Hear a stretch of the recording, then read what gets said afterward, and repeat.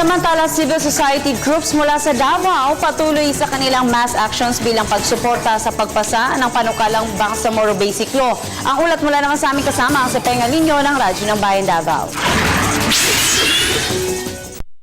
Kay Sammy Buat, Regional Chair ng Consortium o Bangsamoro Civil Society, ito na mula pa noong nakaraang linggo hanggang matapos ang pandinig sa committee level sa Kongreso ay kinakamalang panukala sa Bangsamoro Basic Law o BBL ay hindi sila titigil sa panawagan na sana'y maaprubahan na ito at ang kanilang panawagan ay kapayapaan, katarungan at kaunlaran ng bansa. Nainiwala ang mga grupo ng civil society sa Mindanao na mapapasa ang BBL bago pa man mag-recess ang Kongreso at Senado sa buwan ng Hunyo. Walaan niya may kapayapaan sa buong bansa.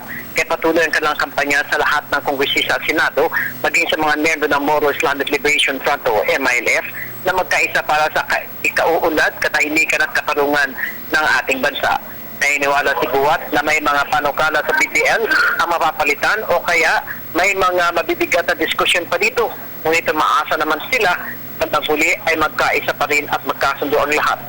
Patuloy anya lang gagawin ng mga silent mass actions sa part ng Davao City kasama ang iba't ibang organisasyon para sa naturang panawagan na mapasa na ang BBL na ang makikinabang naman anya ay ang buong bansa.